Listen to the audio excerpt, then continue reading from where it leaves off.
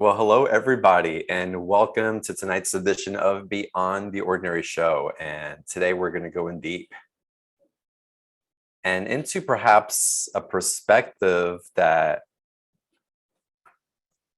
may open you up to a different way of thinking about things as to what's available to you and why.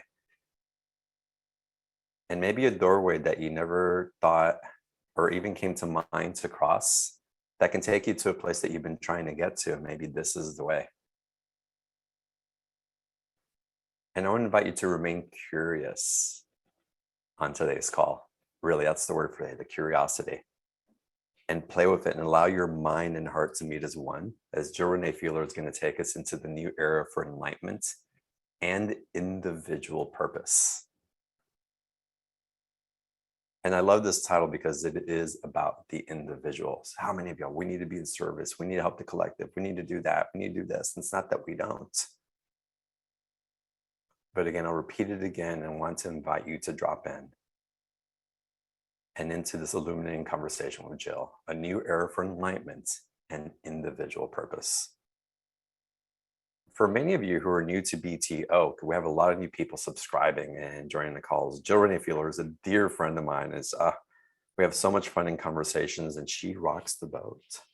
She kind of takes in it and she makes me think outside of the boxes that I think of. So she's absolutely incredible and really will open up a potentiality within you if you're open to receive. Now, Jill's been advising practitioners in the field of consciousness, psychology, and leadership and esoteric understanding around the world since 2010. I had the privilege of doing a tour through Egypt with Jill about 5 years ago. We spoke together on stage in New York, which is always expansive, and in Los Angeles. And Jill helps, and everything that she does, this world better understand itself, its purpose, and why it's here. So since 2008, she's had a transformational experience, and it wasn't from hitting rock bottom nor near-death experience. She was stressed about a career decision, and her sister-in-law recommended her a psychic. And the notion sounded ridiculous, but she somehow said yes. And that reading set in motion a series of gradual unfolding into a transcendent version of herself. And she tapped into an internal access for timeless wisdom and insights and liberated philosophies. And what I love that Jill does is she provides a rational, effective access to transcendence, agency, and self-actualization. So for over 10 years, through her observational research, she brings us the most effective and actionable approaches to get transcendent results. So if you're ready, we'll get started. And with that, Jill, welcome to today's call. So good to have you on here. It's been a while. It has been a while. Great to be back, John. Yeah. So an era for enlightenment and individual purpose. Why this particular topic today? We have, as we allow more of our transcendence into our energy fields, it's clearer and clearer where the self-sabotage and where the inner blockages can be, and how naturally we point as humans and as seekers and as consciousness devotees. We naturally, sadly, point in the wrong direction. We get really easily, I don't want to use the word manipulated, but we easily get hooked into things that are actually taking us out of our own individual transcendence and into the collective energy field, where we don't even need to monitor that. There is not a need for us as beings of light. I also call us bringers of light. We brought our light with us into this reality. It is not necessary for us to feel like we are policing or monitoring the collective energy field, which is primarily thoughtless. So as I go through my work and as I allow this connection with my team, it's so easy to be like, God, it feels like we're picking on everybody all the time. But the thing is, if you have a certain expectation of what we are capable of and what we are naturally designed for, you could look at it more like the champion ice skating coach or something like that, where it is out of love Mm. that the coach offers input / critique to its skaters that want the best out of themselves and ultimately want the best for everyone. So my intentions are always positive and meant to be uplifting, but I understand that in the current paradigm of what's called spirituality, where judgment is ridiculed, there can be a lot of misunderstanding of my methods. What are some of the misunderstanding of the methods that come in, and how do those actually get reversed in the way that you actually lead people? Yeah, I think it would be easy, and I don't actually hear a lot of these criticisms. So I think I've been blessed by not being distracted by those kind of critiques of my critiques. Mm. The individuals that tend to show up right in my field, ready to, use my methods and use our successful processes, they have already accepted, like, oh, she has something different for me. Mm. So they're already past the sense of, wow, she could be construed as being really judgmental.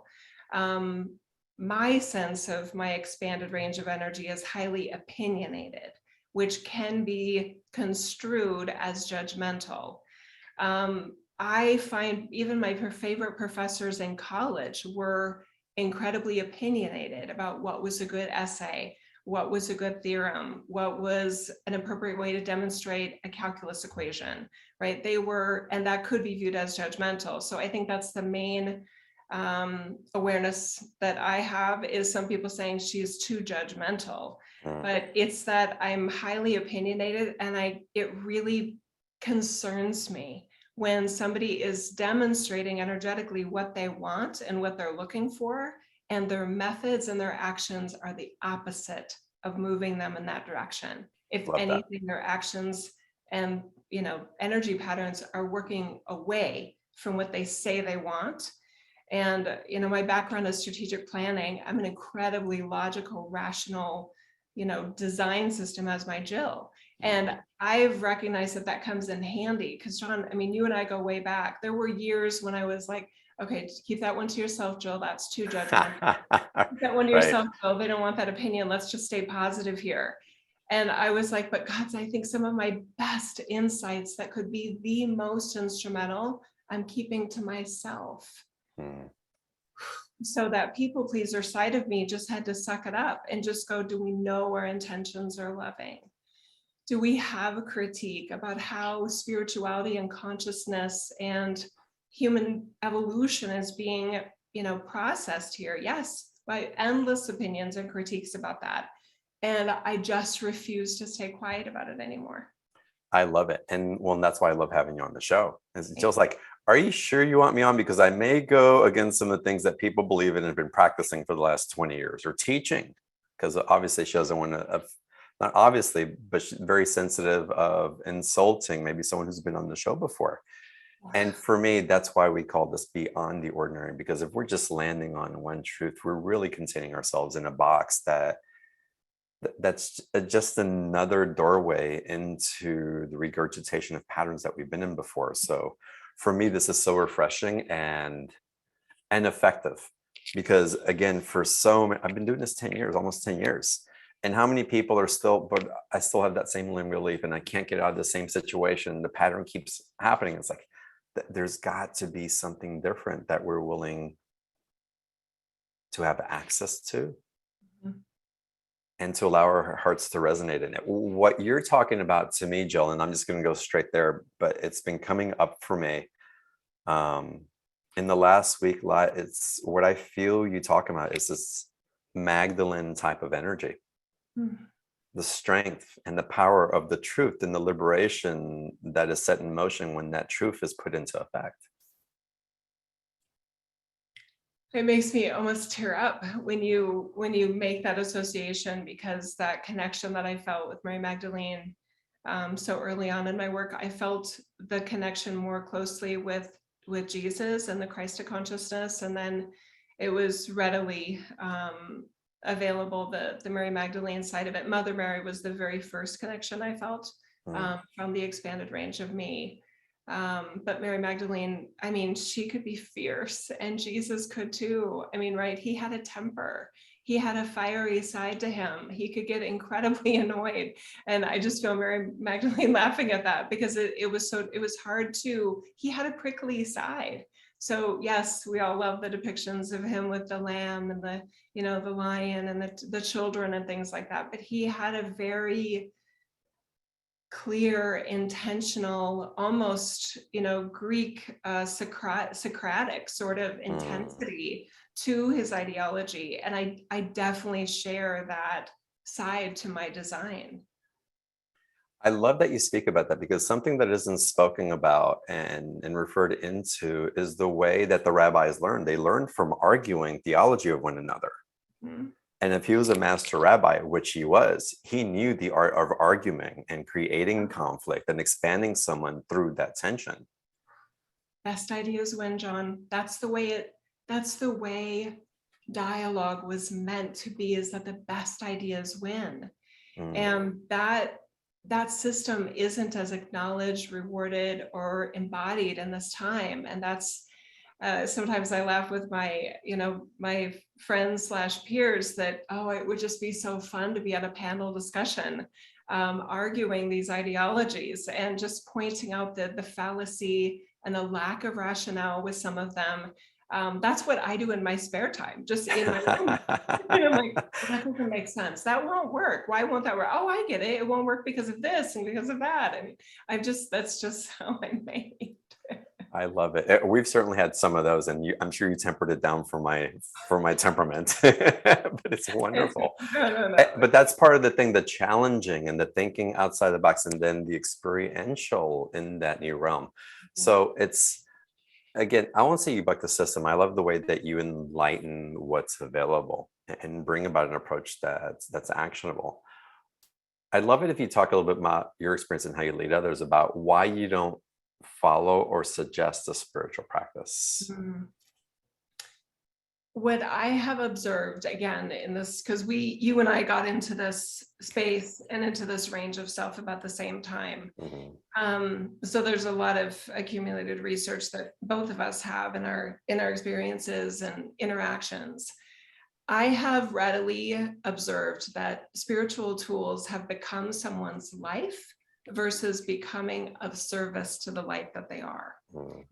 Um, I I just don't see where spiritual tools and practices were ever intended to become a focal point of somebody's life. And they're giving credit to the tools versus letting the tools be of service, again, to the light, the range of source energy, the creator of origin that they are. It should be an aid, not an entire system that one is in service to. So Mhm. this being in service to the tools, to the practice, to the ceremonies, to the rituals, etc. It's really got the cart behind the horse here. I love that you say that. And as you talk about that, I get how being in service to the tools and to the rituals have really commoditized spiritual practice. I mean, think about that for a second, y'all. We're creating this transaction and this currency from something else serving us. And so we have to keep investing energy. We have to keep having that exchange in order to fulfill a need that we think that we need to have. And So isn't when that what we're trying to get away from? yeah, Fascinating. so one silly, maybe a little example, but not so silly actually, is this idea of global events. I don't do global meditations. I'm not trying to judge anyone that does that and loves that and feels very charged up by that. But I feel like that whole sense of we need to do this as a group and the more the merrier came in some ways from the New Testament expression of where more than one gather in my name and in God's name, there I will be. Mm. And there was at some point in one of my live events, I was like, that doesn't make any sense. That's basically like God saying, I'm sorry, there's only two of you or one of you, like go get more, then I'll be with you. It's so ridiculous. Mm. So it's not that there's a problem with many, but there's also no problem with one. Mm. especially when one acknowledges that the source energy they are is not based on whom they are with or not. It can't not be with you, as you, for you, by you, of you. Mm. That Wow. simplifies everything. The logistical aspect of trying to get a global event, and to be very blunt, what are the results? These have been going on for as long as I've been in this community and probably decades longer. And I'm just like, but where are we? Because I see more signs of devolution versus evolution. So to Well, me, this is not automatically going into a more and more enlightened society. That is not in the design plans that I'm shown. And my light got stronger when I realized that. mm, it's beautiful. And I think different practices definitely bring a level of self-awareness. Again, if we don't rely on them and they bring us back to ourselves, they're beautiful. But I've always been of the question, and again, I believe that these practices and traditions and how they bring people together um, can be very heart expansive. And without trying to offend anybody, I never understood the concept of chanting these mudras over and over again in the hope of getting something, of sitting in a position hoping to receive over and over, for that to be a worship to a particular deity, that if it were effective, then through the hundreds of thousands of years that it's been practiced, Mhm. where has been the change in those particular regions where it's been so predominant? And so it's like, okay, yes, but and what's the and to it that really brings forward the transcendence? It's almost like the teachers that are proselytizing those types of specific approaches have forgotten or disremembered, however, the source energy that life cannot not be. Why Hmm. not start there versus focus on all of this ceremony and ritual and these practices and tools? Again, it's glorifying the methods versus glorifying the light and the source energy one is inherently and can't not be. Yeah. And we're putting all these practices and all these other things on a pedestal. I love a quote from Alan Watts. He says, the problem of Christianity is that they pedestalized Jesus Christ. Yeah. Jesus Christ said, what I can do, you can do, and more. And so Christianity put him on a pedestal, and all of a sudden, well, only he can do it. And so what he said in that is no longer true. They completely annihilated his teachings by doing that. Yeah. And related to what Watts said, we would add to it, there is this sense of glorifying gifts, Mm. right? That they're, oh, they have a gift. Oh, that must mean, they are worthy of a pedestal. And this obsession, compulsion with giftedness and acquiring spiritual gifts and acknowledging somebody's spiritual gifts and promoting someone's spiritual giftedness has really gotten out of hand as well, because those that don't feel as readily accessible to the gifted side of their source energy feel less than, and Hmm. that creates that whole commoditization that you talked about earlier as well. It adds to this commercialization of giftedness, acquiring gifts, skills, tools, healing modalities. All of this has really just made it seem like, oh, well, if you're spiritually connected, then you are gifted. And if you are gifted, then you are spiritually connected. And I've known a lot of beings that have incredible gifts that lack integrity, lack authenticity, and lack a sense of love that streams from inside of them out. Hmm. Yeah, it's profound what comes through. And again, stopping, pausing, using our critical mind with an open heart. It's like, Mhm. okay, what comes through here? Because we're so easy in our societies. And again, we've been taught this, to rely on someone else giving us the answer. In the last century, as long as something was provided to us, we would know how to function. But if it gets taken away from us, or at the thought of it getting taken away, we start getting up in arms. Like, how do I know myself? How do I know that I'll survive? How do I know that I am a redeemable human being if I'm not following this particular pattern of what's been given to me? That's right. Um, yeah, And farther than that, by the way, I mean, even if you look back to the Middle Ages and monarchy-based societies, there was such a sense of established and reinforced hierarchy Mm, of literal pedestals, right? Like if you don't worship, if you don't honor, if you don't, kiss the hand or kiss the mm. ass, then there will be consequences that could affect your vitality as a functioning person or family. Mm. A lot of people that listen to the show, and again, we get it a lot on BTO over and over again. It's like people that are really in it. They're in for the self-discovery. They're willing to explore the places.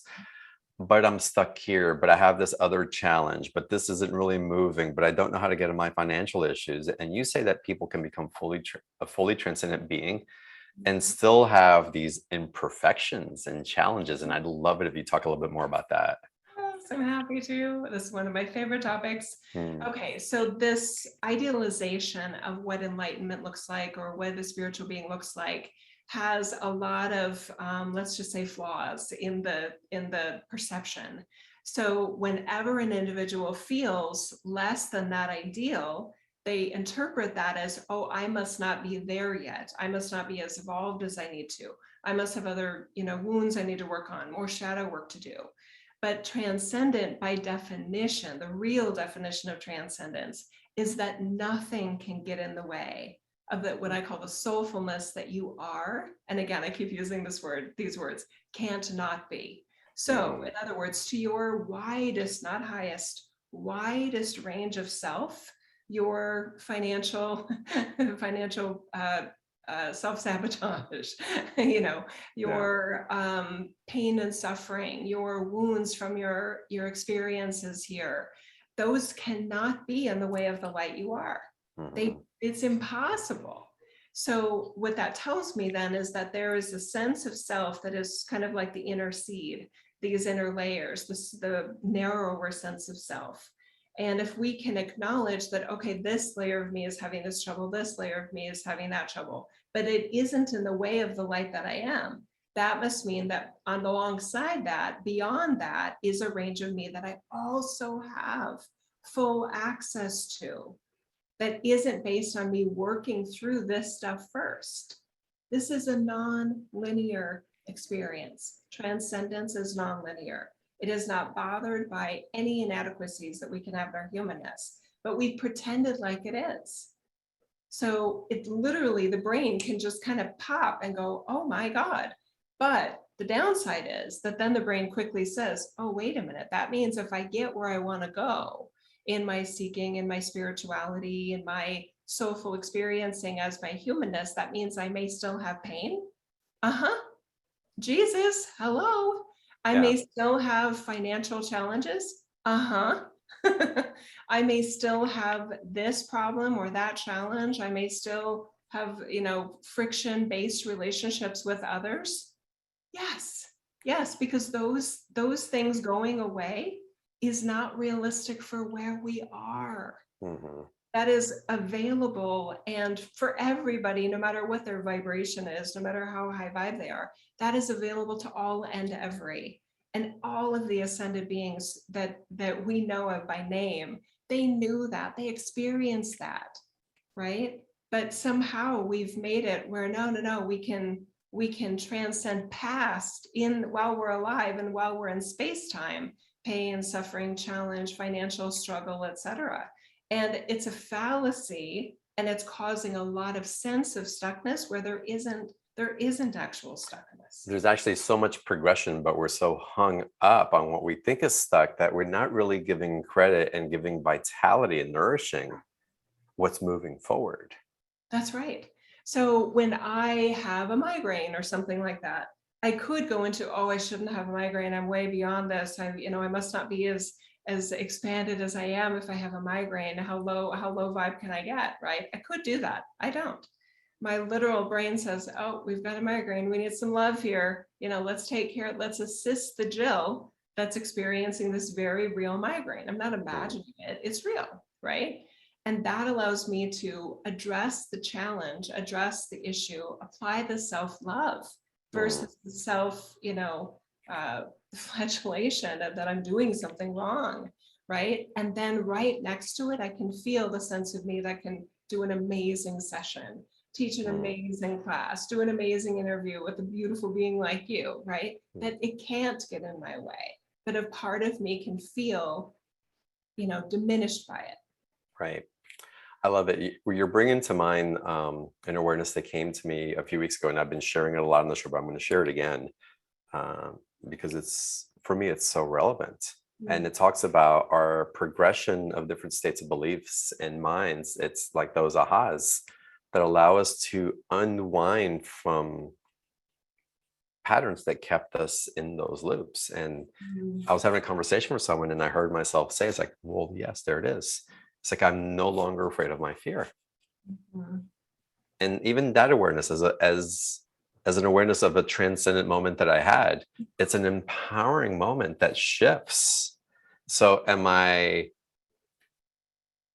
thinking that nothing's bad, like I'm not going to have a financial worry, or that a relational dynamic might not go one way or the other, not to my preference, or that my car might not break down, or that I'm always going to know where I'm going to, or whatever? No, but it doesn't mean that those situations dictate how I choose to relate from my awareness at that moment, from my transcended state, rather than from the state where I originally learned that belief from or bought that trauma in, if it were trauma induced. Yeah. So what I think is that I love what you just said, and that I completely resonate that there is this, it's almost like we've replaced some really repressive programs with new programs that felt expanded, but they still keep bringing us back into lack of self-love Sure. and lack of allowance of transcendence alongside whatever those more constrained experiences that are again available and happen to all of us as humans. Our teams aren't judging us Mm, nearly as hard as we are. And that is a problem because we call something a problem that isn't a problem. We try to rectify it. We try to get rid of it. Oh, wait, that thing that happened 30 years ago, that still hurts. It's not gone yet, everybody. yeah. And it seems like, yeah, it's not going away. That will always hurt. That memory, that experience, that layer of you will always feel wounded by that. We never said that would be pain-free for the rest of your life. But in here, in this space-time reality, somebody did say that. So Mm, there's this constant feeling of, I'm failing, I'm stuck, I'm not advancing, I'm regressing because the expectations are broken and mm, flawed, and we're completely misrepresented. mm. Yeah, this is powerful. And do you are you of the awareness that we can shift that transcendent immediately, or do you think that there's perhaps like steps along the way as we learn to assimilate and maybe have trust in what's transcended? Maybe it has transcended, but we're learning how to trust it and have a different relationship with it. I'm curious of your perspective. It's immediate. The Mm, results and the process, if using my method anyway, it's immediate. So with coaching clients, with private sessions, with the individuals that I'm blessed to get to work with, mm, when they mention whether it's a spiritual seeker or just a executive or professional engineer or something like that, and they say I don't know how to talk to my 20-year-old. You know what I mean? And I'm just like, okay, let me look at this. Oh, yeah, she still feels like you're disappointed in her. Okay, are you disappointed in her? Right? This is just a real world example. And mhm, that client can say, actually, I am worried about her. I'm like, no, but are you disappointed in her? Well, there are times when I'm disappointed in her, Jill. I'm like, okay, that's fair. Let's take a breath. Let's be real that part of you is disappointed in your mm, 20-year-old daughter. What is that disappointment coming from? It's a loving fear about her future and that things won't go well for her. mm, So right next to that disappointment is a transcendent ideology and feeling of God that says, I really want things to go well for you in this reality. mhm, And sometimes I'm concerned that you're doing things that aren't helping you with that. And I love you so much. And I just want your life to be filled with joy and mm, love and harmony. So it isn't disappointment in you. It's concern about this place and what can happen to us here. So I just want to love you and let you know that I'm concerned about things. Yeah, That and this is my way of handling it. transcendent. That's transcendent. It's liberating. Yes. It's liberating. Yeah, because there's nowhere to go with disappointment. It goes nowhere. Mm-hmm. Yeah. It just spirals into a tighter and tighter ball. But once you really look at the other range of it and what it's really coming from, which is godly, right? It's a whole different essence. That to that 20-year-old, whether it's felt, seen, heard, said, whatever, is a completely different essence. And probably isn't that different from what that 20-year-old is thinking about herself. Mm-hmm. Absolutely. I'm scared too. Yeah. Right. And to bring it to light, to honest conversation out in the open, it empowers Yes. action, empowers a change, empowers perspective. Yeah. So the disappointment is a regressive, repressive sensation, but right next to it is it right, literally right next to it. What beyond that disappointment is a transcendent framework that allows connection, authenticity, liberated love, and liberated hope, and more valid conversation about next steps and planning. Beautiful. I love that. I love that. So I'd love it if you talk to us more about individual purpose. This is a big one for me. It's if my wish if everybody could land in that individual purpose and then everything else would fall after that. There'd be such a huge liberation, but I'd love to hear what you have to say about it. Okay, I do feel like we should take a couple nice deep breaths first, and that's just a notice to the brain that we're going to go beyond its current wiring. Okay, I love it. So let's take 2 breaths.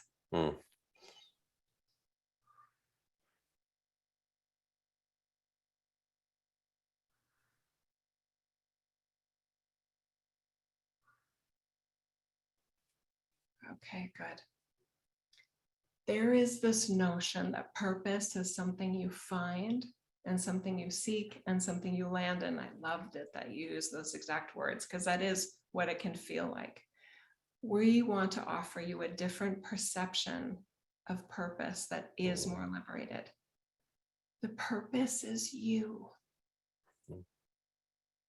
There is a range of you that is wider than you can possibly imagine, that designed a you to be in space-time, in this reality. You are the purpose, the overarching purpose of your widest soulful, godly source energy range. Basically said, I want a me to be there. And I can't control once I get in there what I do or what I don't do. So I'm going to let the purpose be very loosely defined as that. And then that me will decide for itself what it finds as relevant and passionate and purposeful and valuable, right? And that in some instances of life and some human journeys, that is survival. The purpose is survival in being that them, right? For some of us, the main purpose doesn't feel like survival. It feels like, ooh, how can I help? How can I help others? I love to help others, right? There is an individuality that your purpose is what you allow you to be. Meaning, and this is the huge benefit, you can't get it wrong. There's at no point where your soulful range is like, wow, they're off course. Look at my me, way off topic, way off purpose. Look at, she hasn't even found her purpose yet. That does not happen. But that is the interpretation of a lot of spiritual teachers and guides in space-time. But beyond space-time, where there is no time, it operates beyond time and beyond a where and beyond a when. That range of us that is omnipresent and perpetual and infinite doesn't have the same concerns that we've manufactured and been pretending in this reality. Okay, so that purpose is individual. It is self-led. You can't get it wrong. And you are much more in an authority position than some of us would like to believe. I think for a lot of humans, they prefer the idea that there is a path, a purpose, and that once they find it, then they're fail proof. There is no fail proof in this reality. That doesn't exist. Again, look at Jesus. He didn't fail. This reality happened to him. And it happens to all of us because nobody gets out of here alive. Mm. And I'm sitting for effect and for pause for y'all to receive that. To be with the energy that's flowing through on this. Mm. So Jill, if we're not told what to do, whether from our oversoul, whether from our guides, whether from the powers that be here, how do we find ourselves? That's a big one, right? Are you lost? Mm. That's our literal answer. Mm. You only need to find something that's lost. When we re-identify who and what we are, that you are wherever you are and you are whatever you're allowing yourself to be, you can't get lost from yourself. You can't get off your purpose. But some people don't like that outcome. They don't feel very special, and they don't like the way their life is, and they don't like the way the world is. So unfortunately, a lot of spiritual teachings have come up with these really fantasy-based ideas of, well, if everybody were on their purpose, and if you were on your purpose, things would be going better. If you knew who you were, then things would be smoother for you and you'd have the life of your dreams. If you can just control your thoughts, then you can create your reality. Wrong, wrong, wrong, wrong, wrong, wrong, wrong. None of the greats said that. Socrates didn't say that. Aristotle didn't say that. Jesus didn't say that. Metatron doesn't say that. And they don't say that now either. But there's a lot of very charismatic, loving, well-intended voices that believe that that's true. And my sense is from a recent experience that they've been offered a theory that that was true. And they're pretending it's true and trying to make it true, but that's not working. Mm. It's funny, I had a recent conversation on one of the shows, or at least in the membership, I don't remember which one, about every time a channel comes onto my show and we have a benevolent being, whether it be Metatron or Jesus or Buddha or Mother Mary or Magdalene or wherever it may be, never once have the purity of that information, of that love, come in and say, if you do what I do, you'll be pimping in a big house and driving a new car. Never once did it come in and say, this is what you need to do in order to get this. Never once did those energies say, do as I do and you'll live like me and your life will get better immediately. Yeah. Not once. They never promised gifts. They never promised wealth. They never promised health. They never promised living forever and becoming immortal as your human energy field. But that's what I see a lot of, in not just in metaphysical and esoteric worlds, but also in the evangelical world. If you look at the Joel Osteens, and it's called prosperity teachings. And it's amazing to me how, and it makes sense, John, it makes sense how anybody would be like, well, yeah, if God loves you, then of course you'll have everything that you want. Well, it isn't, it isn't always up to God. And this reality was designed in a very specific way to allow us to feel disconnected from what we are, which is source energy. So I feel like there's a lot of individuals that are pretending they're code breakers, but there's a lot of self-deception in that. And that bothers me. The lack of integrity and lack of self-awareness, and that really bothers me. It's a lack of self-awareness for sure. And again, commoditizing what they seem as a gift because others see it as a gift, but not really taking responsibility for what's being shared and the impact that it has upon the individuals afterwards. And that's huge. Yeah. That is huge. there's also the aspect, though, as we get into teachings or into relational dynamics that do evolve our consciousness, that as our consciousness evolves, there is a greater prosperity for humanity. We do not harm ourselves or others in the way that we have before. There is an evolving consciousness that's having. You're not suggesting that we're stuck in this type of back and forth, and that even though there may be a progression of spiritual practices and teachings that do perpetuate a stuckness or a lack of evolving, there are practices, though, there are tools that we can use to help us evolve consciously, to connect us more to that divinity within us, and to override limiting beliefs that have kept us stuck in old paradigms that don't serve us. I like the way you worded that, and there's a lot there. Mm-hmm. I guess the first response that comes up from within me is that number one, divinity and light and source energy isn't what we connect to. It's what we are. Mm-hmm. Yeah. Okay. The sun doesn't connect to the light. The sun is the light. Mm-hmm. Okay.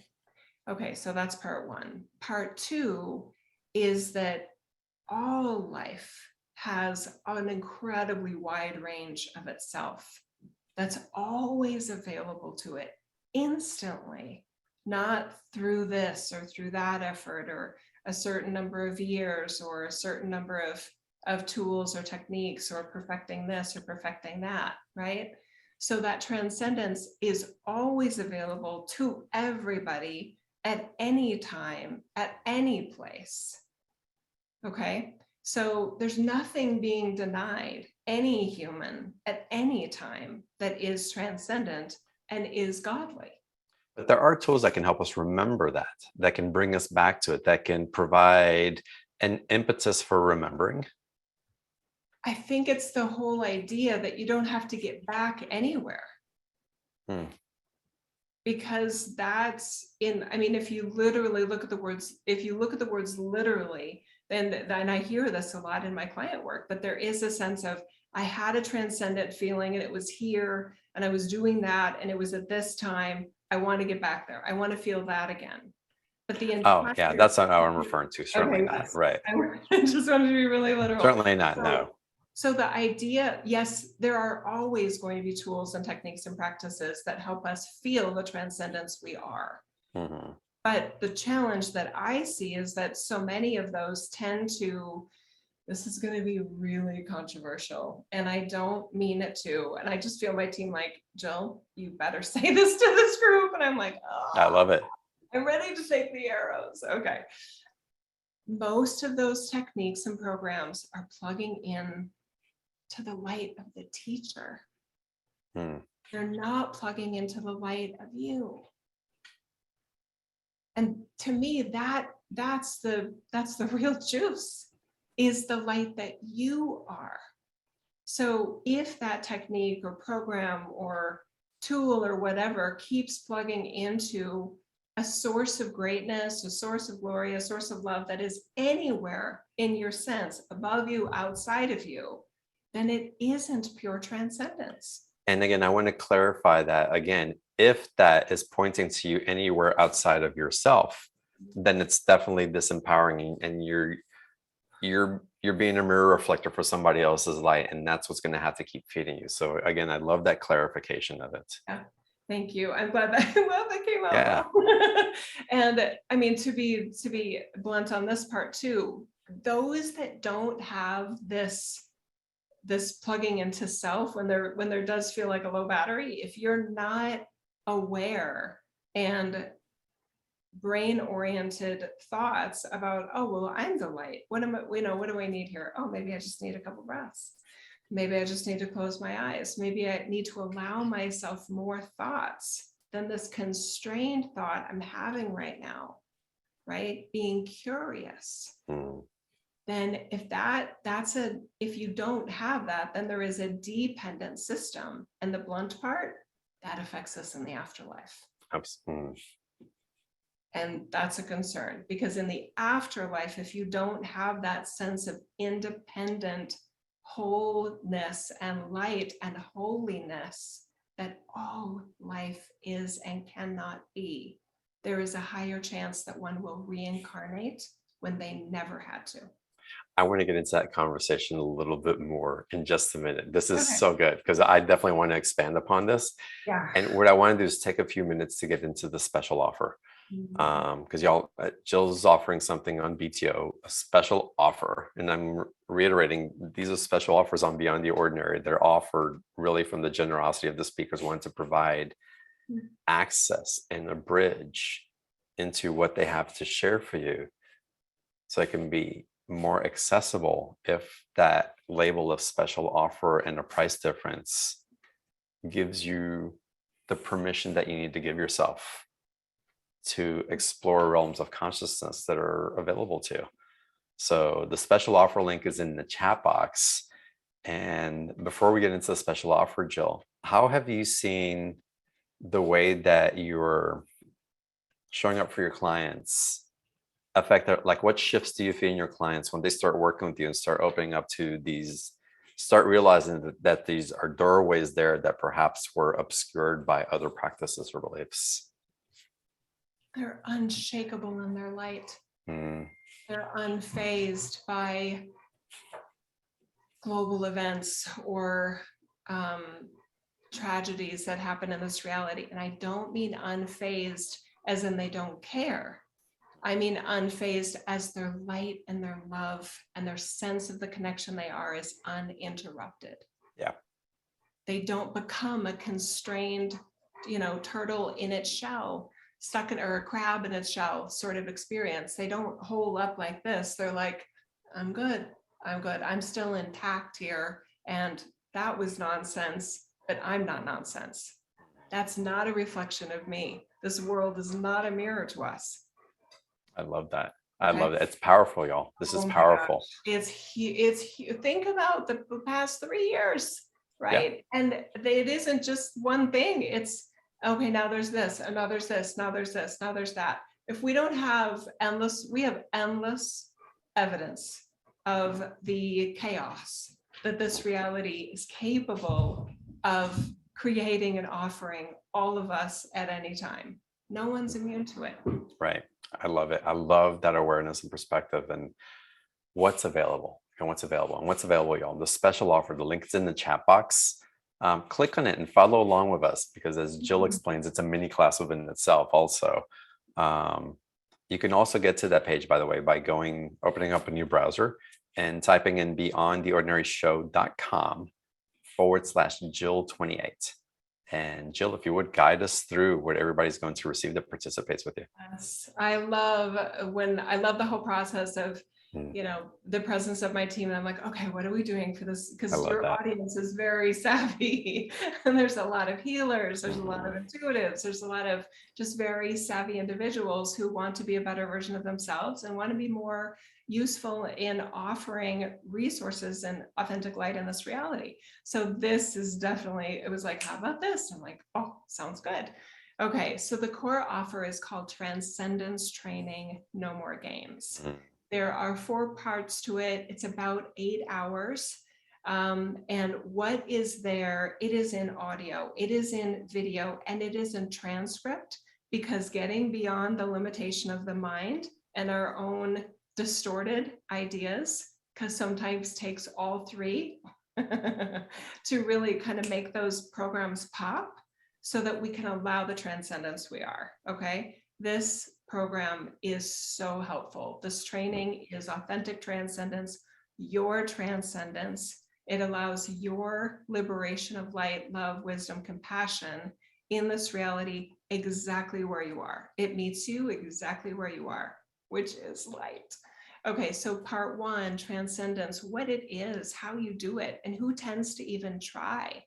In part 1, there is a jaw-dropping realization of the difference between transcendence and ascension, and why we prefer to focus on transcendence, not ascension. John, in the first, I think it was 25 minutes in, I had one of those many moments I have where I'm just sitting in the back of my chair going, what? But it made so much sense. And I just felt this whole, it was, the light was just expanding in the group so much. It's so amazing. And I'm so excited for your audience to feel it. Part 2 is time cycles, the ages, and transcendence. It includes what the ages mean to us and why. Part 3, what is more important than ages? What's possible at all ends of the spectrum? So that we're not so concerned about, well, we're in this age and that means this, and we came out of the Piscean age and that means that. And are we there yet? All of those really self-limiting loops that prevent us from feeling the light that is already here and limitless. Part 4 is pathways for even easier transcendence for all. It updates us on the plans and the trials in place, the biggest hurdles to transcendence, and our advice for individual seekers and none in avoiding those hurdles.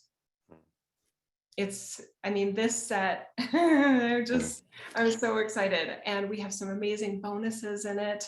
Can I talk about the bonuses yet?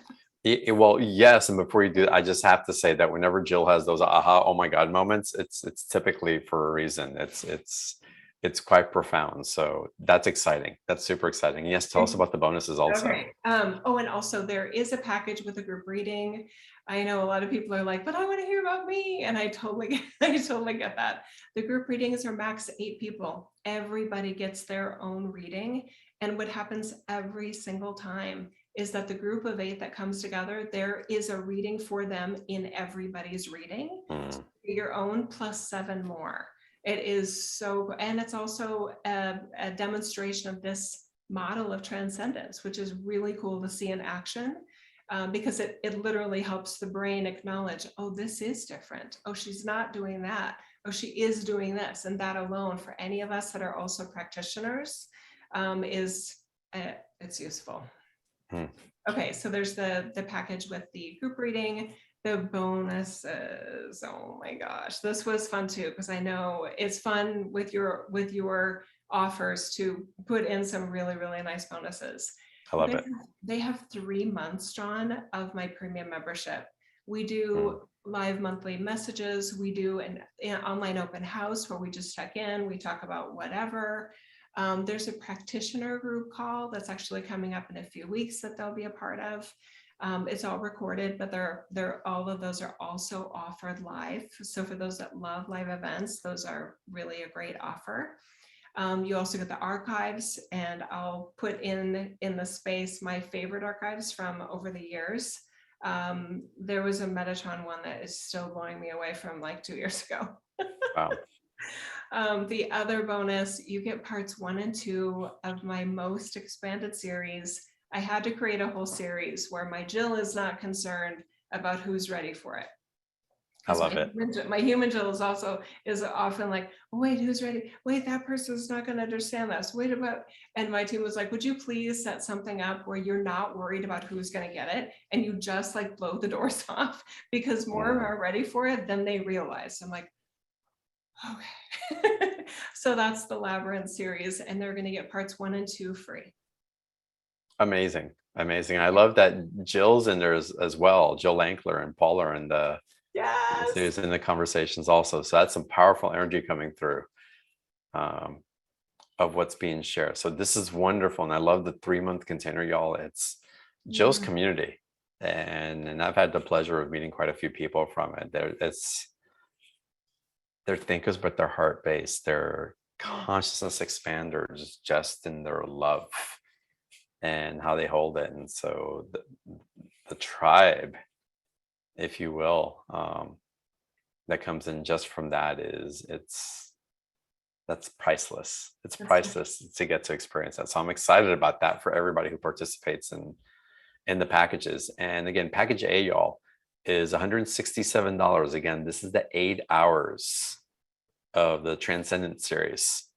Again, no more Transcendence training, no more games. And this is exciting. I'm happy so happy to be able to offer that here. And again, the readings for $227 to be dropped in a small group like that with Jill. Jill does read quickly, and you get exactly what you need in a short. You don't need a him and haw and kind of go. It's right there. And I'm assuming everything is going to be recorded that you do in those sessions, right? Yes. I still have the session from what we did in Egypt down the Nile, and that I listen to from time to time, and it's powerful and as relevant today as it was 5 years ago. Mm. So, and you kind of you blasted us through readings kind of like that in probably in a different way, but similarly as well. So it's quite profound. Y'all, again, package A 167, package B with the readings 227, both have a 2-payment option. And I hope you all take advantage of it. And again, the link to participate and to get into this transcendent field with Jill is in the chat box, or you can type in the new browser beyondyourdinary.show.com/Jill28. Amazing, amazing offer. If y'all have any questions about the offer, type it into the chat box and we'll make sure that we answer anything before you hang up as best we can. Sean, can I tell a very real story? Absolutely. We love the real stories. There is a client that I'm working with, partnering with. I don't, anyway, she's a coaching client. And she said, I found your work many years ago on Beyond the Ordinary. And I felt like, she said, I wasn't ready for you. Since then, I have acquired a plethora of tools. I'm certified in this and this and this and this and this and this. And I realized at one point my brain was like never going to feel done with all the things, all the tools and training and technique and how to kind of base things I could say yes to. And once I noticed that, your name came up in my heart. And I reached out to you and I realized that had I not paused that process and allowed myself a system of accessing the light I am, those tools and techniques and all of those healing modalities I'm certified in mean and offer so much less in this world, because it's not connecting to the soulfulness I really am that my brain didn't understand. And her transformation has been amazing. And it's so fun because every time we get together and work on something, there's a whole other part that she's like, this isn't on the agenda, and it ends up being a foundational element that is asking to be supported and worked on. I love that. And in that, I see also that she's not working on transcendence, but on refining her level of awareness of herself. True. Very true. Because with if we're just operating, if our brain is misinformed about the light we are, it creates some really interesting passions, motivations, and behaviors and thoughts, right? So with that, it's a different operating system when you're basically acknowledging yourself that your team isn't like, wow, you don't even have any more healing modalities yet, Jill. You better get on this, right? My team isn't saying that to me, but my brain could be, right? I could literally create a thought system that's constantly based on chasing what I feel like I need that I don't have. This operating system, and it comes through beautifully in the Transcendence training, No More Games, through words and language that your brain can understand, offers a different operating system that allows you access to the light and the soulfulness you have always been, with a completely different assessment of what your brain had thought was getting in your way, causing you to get stuck, causing you to decline and regress. What would you say to the person who says, yeah, that sounds great, but I don't have money, or I don't have my health, or I feel alone, no one's supporting me, I feel stuck. There's all these I don'ts. Right. What an operating system, right? And I guarantee that unless there is a new operating system sense of self offered, that pattern will continue their entire life. There's nothing that can accommodate that thought system, that makes it finally feel acknowledged, finally feel loved, finally feel validated, and finally feel whole and complete. It is a self-defeating operating system that keeps being fed and keeps monitoring to, it's like a, what's that psychological term? Self-fulfilling prophecy. It will constantly find evidence to support its sense of self. The other side that maybe most people aren't aware of is that that operating system you just described is feeling alive based on complaints and victimization. It has defined life as being less than and having something to complain about. That's really tragic. And I'm pausing And again for effect. Yes. all I want to do when I meet someone like that, because I know people like this, right? Loved ones, family members, whatever. All I want to do is give them a hug and just say, I love you so much. I wish you could see you the way that I see you. I just want to love you. And this is the thing, that's what God is doing. Right? All of that, all of those, that thought-based ideology is beyond the range of the widest range of God. It's a human created system of self-deception. Well, Anywhere. speaking of a concept, Bing just wrote in, and I thank you for Bing for your question. How to access the soul meaning purpose if the soul hasn't fully engaged or come down into physicality yet? No. And I know, yeah, I'm excited how you're going to answer this. I know, you know where I'm going to go because you know me. Okay, so let's just, again, the words have meaning, you guys. Right. I think sometimes the words we choose, our brain kind of, it's like, isn't it called a tell, right? It's kind of giving a clue as to what your brain is operating for you. So coming down into you, that your brain is literally saying, your soulfulness is above you, you're beneath it, you're below it, you better get your ass up there or you're not going to feel it.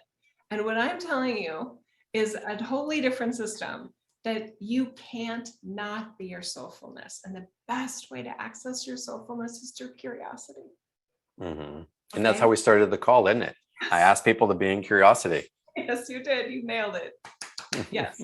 So a curious brain is not pretending it has the answer. It's not force fitting an operating system. It is literally relaxed in a state of, I wonder, right? So with the audience, any of your thoughts, you guys, that you have about, I can't, or I shouldn't, or I won't, or I don't know, right? It won't work because of this won't work, it'll just be another blah, blah, blah, whatever that is, just pause for a minute, add the thought next to it. What if that's not true? Your soulfulness doesn't need those thoughts to be true. Your human operating system might. Right. You're operating in your soulfulness. It's okay to be wrong. It's normal to be wrong here, right? There's no sense of I have to get it right. The soulfulness is observing that narrower sightedness going, or not. I mean, you're still your soulfulness, even if you supposedly get something wrong, even if things don't go the way you wanted to. This is freedom, because it unleashes the soulfulness that you are, that can't be above you. You can't not be it.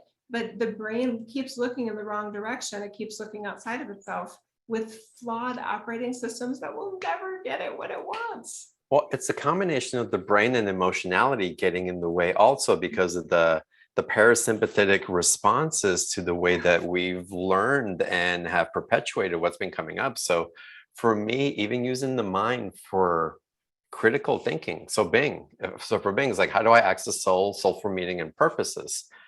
If I'm getting into critical thinking and I step outside myself, okay, what does soul mean?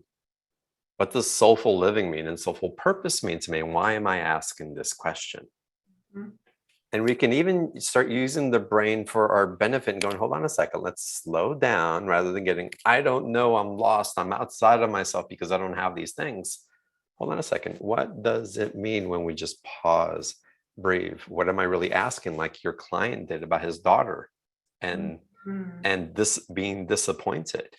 And the definition of it has an opportunity to reveal itself when we don't get lost in other people's interpretations of what soul or soul meaning or soul purpose are, and come home to ourselves to define it using our critical mind, using our expanded emotional capacity, not the empathic one that says, I've got to shrivel up because I feel too much. No, dare to feel, dare to Yep. open up that brain and let them engage in the way that you're truly built for. Yep. Adding to that, Yeah. there is a very sneaky way that an intelligent brain can trick one into chasing and seeking. My version of that, John. I knew I was intuitive at that point. I knew I could do readings and do them incredibly well. I knew I had that gift and that ability. And I had a client one time and she used the word, I was describing something that was coming through for her team. And she said, oh yeah, the Shakti energy. John, I didn't know what Shakti was. I'm not library-based knowledge or abilities or wisdom. That isn't my thing. And there was a part of my Jill freaking out after the reading going, she just said a word you've never heard before, girl. Like, we got to go do research. We can't, this is impossible that we're going to do this kind of work and have a client be, more knowledgeable than you are, right? This is my brain talking. And I just felt another range of myself go, okay, now hang on. So are you saying, brain, that I need to pause sharing my abilities and offering help to this beautiful being, because she was helped incredibly by the session? Are you saying that I need to pause all that and make sure I know more than every single one of the clients I will help? Because that will take lifetimes, right? And I felt myself call bullshit on that and just go, I don't think I want to do that. I'm not even curious about Shakti or all these other things. I described it in my own way, and that worked too.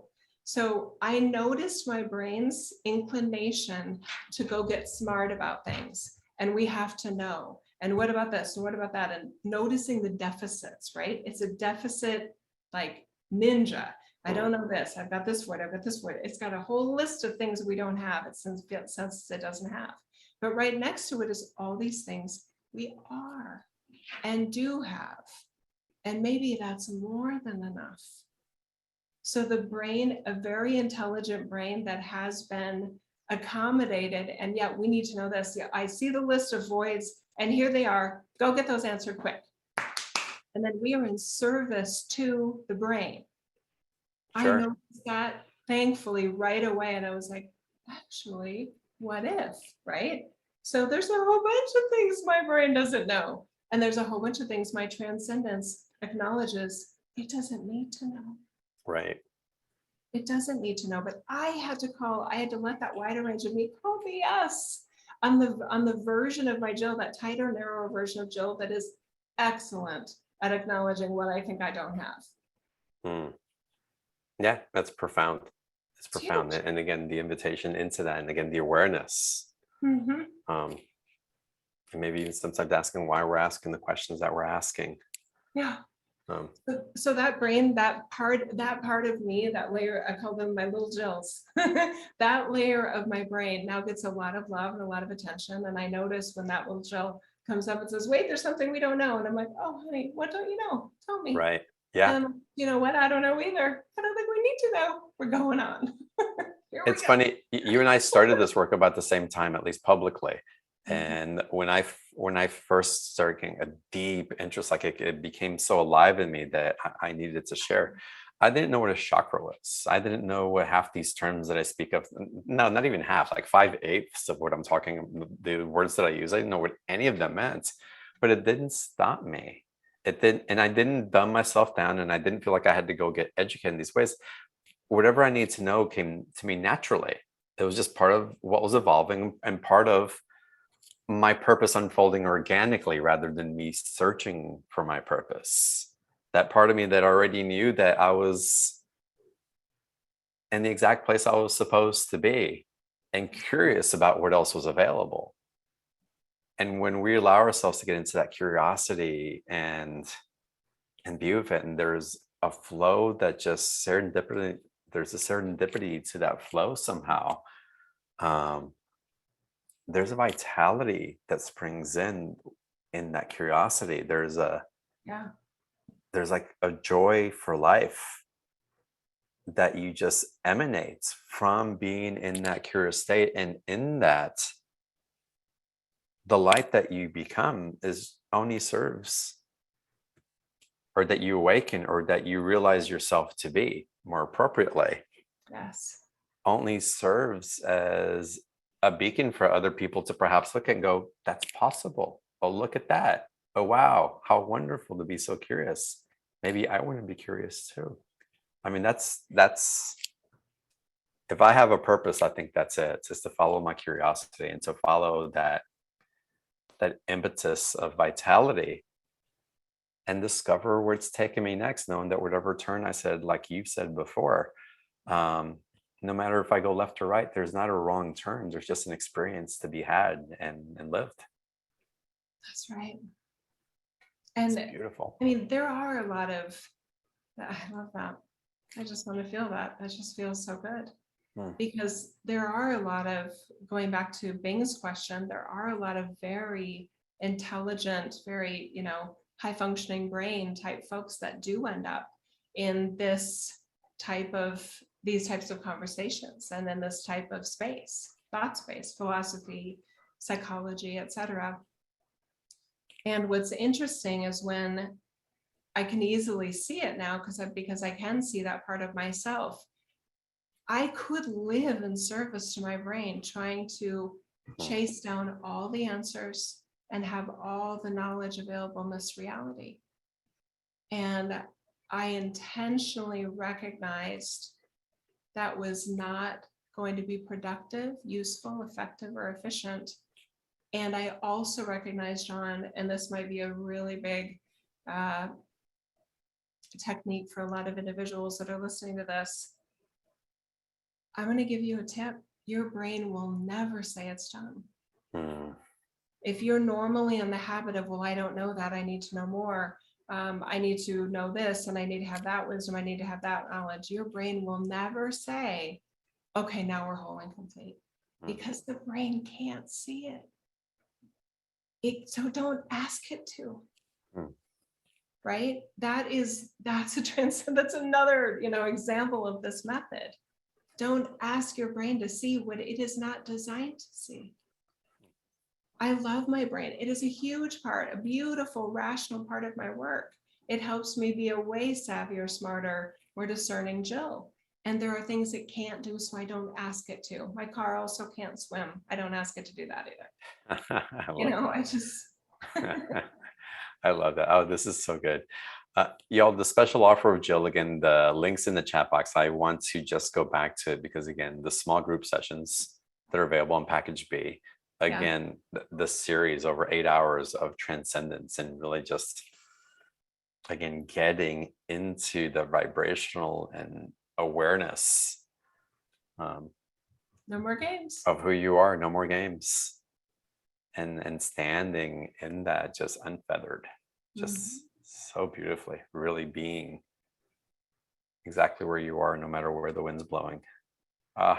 Such liberation. In your light. It's game changing. And wow, what a test, what a trial run we've had of these methods over the past 3 to 4 years, and weekly as we go, right? I want to call your course The Keys to Freedom. I mean, that's I think we've already done name for it.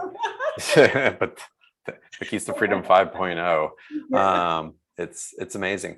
It's y'all, again, the link's in the chat box. The replay we'll send out a little bit later for those of y'all who are going to want to come back and listen to the replay. And I'm just mentioning that because we're going to go into deeper conversation. And this is an interesting topic that I want to expand upon. So y'all, again, the link for the replay, you can always access replays by going to beyondtheordinaryshow.com/replay. You can always access it there the next day.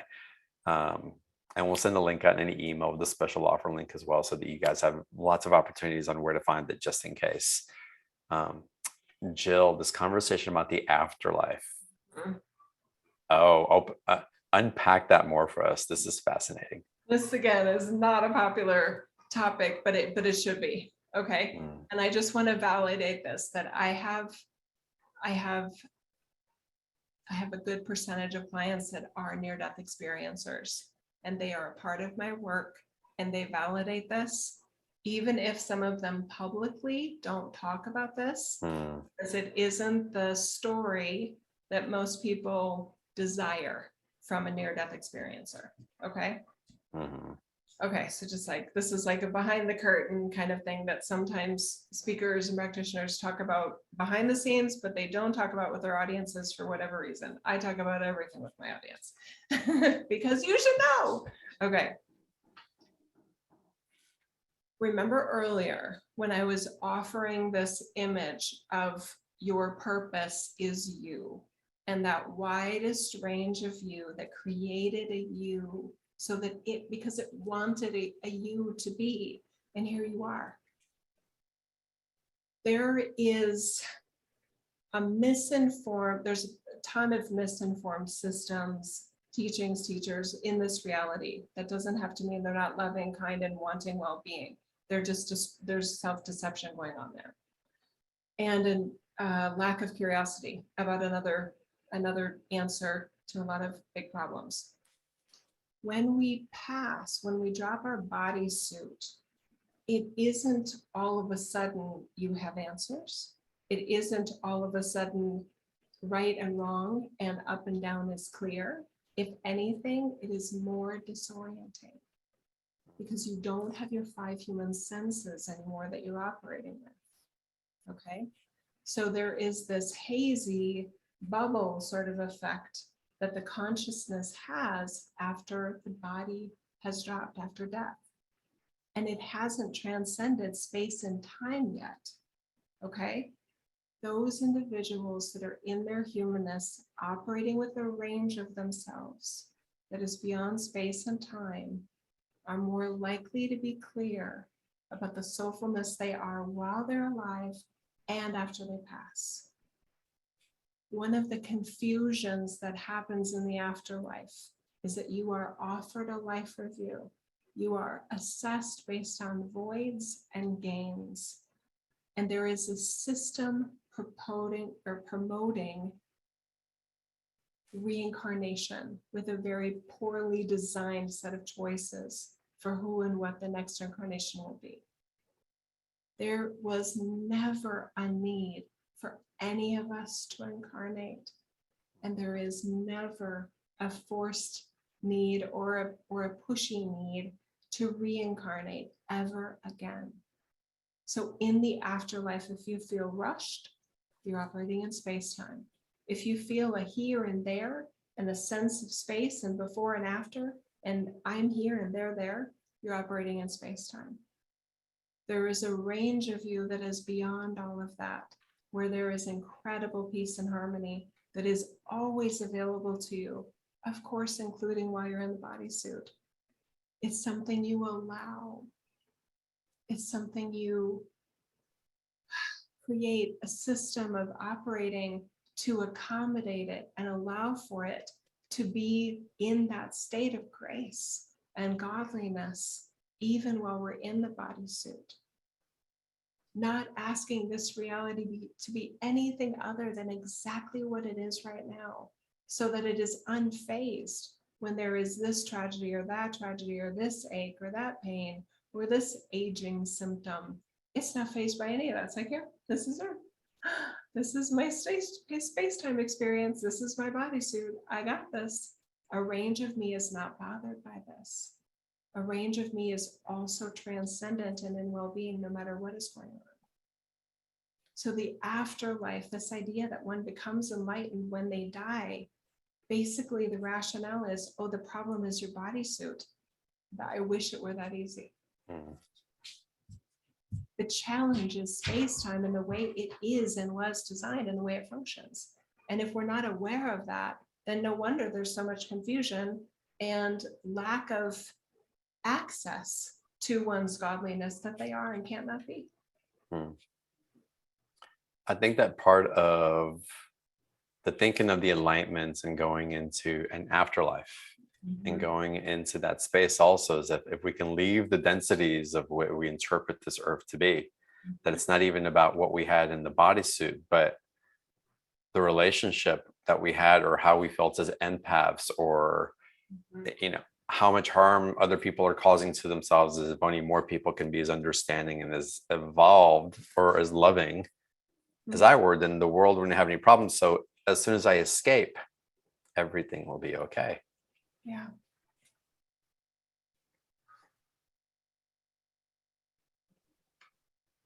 The only escape from painful memories and traumatic experiences is the love of source energy and the grace and the compassion of source energy that was never being withheld, but your brain wasn't looking for it. It's always right there. There's always a range of us that wants to give that love, that wants to give that hug and say, I'm so sorry that happened to you. That part of us that is not even interested and would dispel a personalization story of, oh yeah, that happened to you because you needed this experience. John, there's so much horseshit about all of this. It makes me sad and infuriated at the same time, because all of my clients that have been through some serious shit in this reality, so many of them, if they're coming from other belief systems and other ideologies, they've made it all about them. Right. All about them. Yep. Yeah. Thank you. Oh my yes. God. Samson almost had a good boy. Sorry, doggy. And they've made it about them, kind of like the father with disappointment. The ego part, the part that was in the truth of the disappointment, rather than in the truth of the layer that was underneath. That first part was making it about him. Yeah, that's exactly right. There's so many options, right? And again, the soulfulness is like, oh, there's my me making all of this horrible stuff that may have happened in their lives about them. Oh, that's an interesting choice. They've got other choices. They just don't know it yet. I'm not bothered by this. That's sad that happened. And I didn't want that to happen to them either. But all I want to offer is love and compassion about it. I don't want to make it into some lesson. Right. Some teaching that it was designed by God of, well, you've got a horrible tragedy coming up. It's right there. Get to it and then heal from it and pretend it didn't happen. Right. I roll. What would you suggest to many people in this audience, and they're listening live or on the replay, that are really feeling into what we call the collective energies and what's happening around the world? And what would be something that they could do to liberate themselves from that swirl of consciousness that has them in a loop that doesn't serve them? Right. Okay, so I'm an empath as well. And once I was trusting and utilizing my gifts, which was immediately I was trusting it because the evidence was there, right?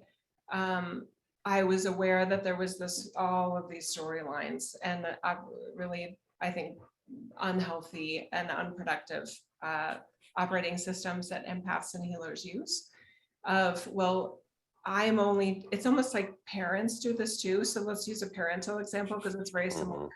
A parent that says, I'm not feeling well until my kids are feeling well. So, I mean, if it's adult children, right? That type of parent is calling their kids all the time. How are you, Bobby? How are you, Susie? How are you doing? Because their sense of how they are doing as the mother or father is how their kids are doing. Okay, they are energetically linked to the well-being of that other individual versus I'm doing okay. Let's see if Bobby and Susie are also doing okay because I love them and I care about them. Okay. Our widest soulful range is not continuously taking the pulse of this reality or the collective or any of those things, seeing how it's doing. It's not using it as a gauge for anything.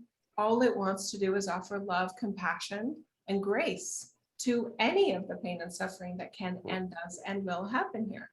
So this idea that empaths or healers need to be somehow plugged in energetically to any sense of mass consciousness is a choice, not a necessity. And I would ask someone that's doing that, what is what is it getting you? Is it fixing the collective? Do you really feel like it's making a difference for them or for you? Because I don't think it is. I've been doing this long enough to go, I think these are amazing healers. These are But gifted empaths. but how do we get out of the habit of doing it? Because once you're so ingrained and keep picking up on it, it's like, what's the Replacing it, exit? replacing it with another habit. Okay. Hmm. So there is that temptation, right? And alongside, there's a whole bunch of strategies I come up with, but in the quick response here, the primary winning strategy, let me feel this from our teams here. You don't need, oh, this is so good. Hmm. You don't need to know how someone is doing to offer them love. You don't need to assess someone's pain to hold space and grace that is endless and limitless for them. There is no benefit in tapping into someone else's or a collective energy field for you to be the light and the love and the compassion, the wisdom that you are. There is no need for that.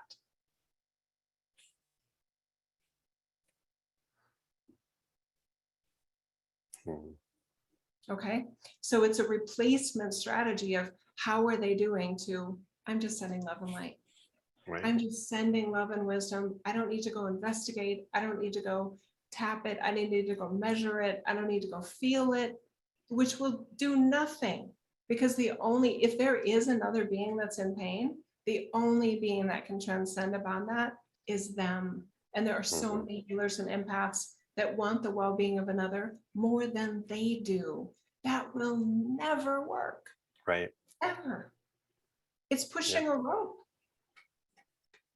So that's hard, right? That's a hard reality for an individual that's like been pretending that they're healing the planet or healing the collective by feeling its pain. Hmm. Sorry, it doesn't work like that. Wouldn't you rather have a more intelligent system of being the light, the love, the compassion, the wisdom, the godliness that you are? Wouldn't you want to know that? It's okay that you thought something would work. And it's okay to acknowledge maybe it doesn't work that way. Yeah. Well, it's wonderful also, and I get into seeing the picture of imagining ourselves stepping out of ourselves, stepping away and witnessing someone else doing what we're doing, Yeah. and seeing how they're pushing up against it and nothing's moving, and you're going, but why are you doing that? It's not moving. Why are you doing that? And really put yourself outside yourself, witness someone else or witness yourself in that role and seeing how it's changing the collective consciousness. And you quickly go, well, that doesn't seem like the smart thing to do. Nothing's happening. That's exactly right. So going back to the offer and the transcendence teachings, I hope that Mm, everyone that you were referring to in that beautiful question does the special offer, because literally in the first 25 minutes they're going to go, oh my God, I this love is a that. total shift. This is a total reset. It's almost like, wait, I get to just be loving. I don't have to fix it. And Jesus is like, yes, Yeah. Yeah. you Notice can. the guides, the angels, the channeled wisdom, none of those are fixing it for us. We're No, not being fixed. no, no. It's And not. my painful memories aren't gone. They're there. And I have so much love to offer it. Whenever it Mm. does go, oh, that reminds me of that. And I'm like, oh, come here. I love you. I'm so sorry that happened to you. I love that. Oh, I love that. This is such a great conversation. Y'all, we're going to put the link again to Jill's offer one more time in the chat box. Y'all have access to it. And again, there's 2 special offers. Um, there you go. April's just typed it in. And one includes the small group Reading. the small group readings. Thank you. So go into that. And again, the 8 hours, the transcendence. And again, no more games. Wonderful. Just so exciting. Jill, thank you so much. Oh, you're so welcome. Ye- I love you so much, brother. I know you know that. Oh, you too. I love these conversations. I love the intelligence and the love that you bring Thank you. into these paradigms that really help people shift out of loops that just aren't necessary, that are part of the game, that are part of the containers, keeping us in a container of a container of a container. And yes, a very provocative conversation. Murray, allow yourself to be provoked. Be in that curiosity, awaken to it, and live, love, live. Jill, you're doing it so well. Thank you. Thank you. Love Yeah. you. Love you too. I love all you guys on the call today, everybody on the replay, sending you all of my love, a huge hug. And I look forward to seeing you all on the next call. Have a great day.